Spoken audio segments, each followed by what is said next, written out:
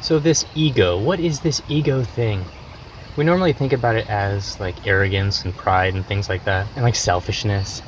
But the ego actually includes a lot more than that. It includes everything that you identify with. So your name, your profession, whether you think you're a happy person or a sad person. We go through a list of things that we believe is us. For most of us, that all fits into the category of ego. The ego is sort of the mind's interpretation of what you want. So the ego is trying to get certain things. It wants people to like it. It wants to be the best. It wants to be right in an argument. It wants to be successful. It wants to be famous. But ultimately, the ego just wants to be loved.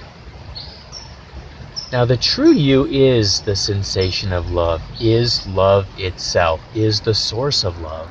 That's what the true you is. The mind creates this sort of ego by this sort of collection of memories and choices and ideas of ourselves and thoughts we've had of ourselves. It wants to be loved. But the ego is simply going about it in the wrong way. And I don't want to say the wrong way. Going about it in the long way. The way that takes the longest amount of time.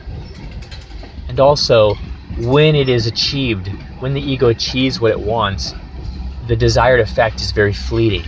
And so then the ego has to then achieve something else larger than that to keep that sensation that it's trying to get. It's trying to get the sensation of lovableness.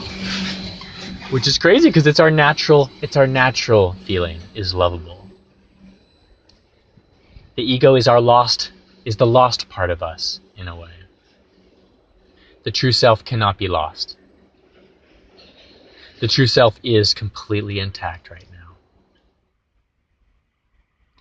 So our ego is all these thoughts that are going through in our mind. And like I said, for most of us, the ego is pretty much everything that we think is us, except for our deepest essence. It's this completely malleable material that can be plants, it can be molecules, it can be quasars.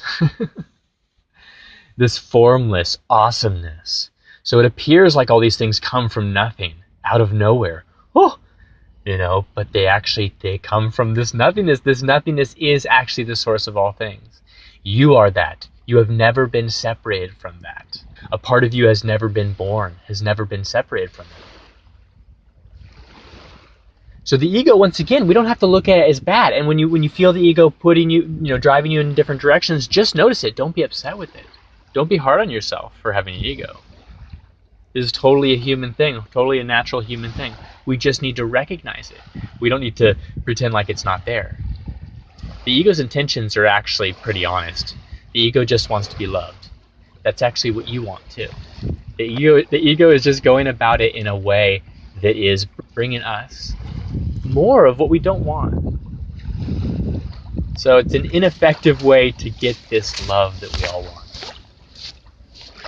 Alright, you guys, you are absolutely lovable. Oh my gosh, yeah, I say it a lot, but hey, I still mean it. Have a beautiful day.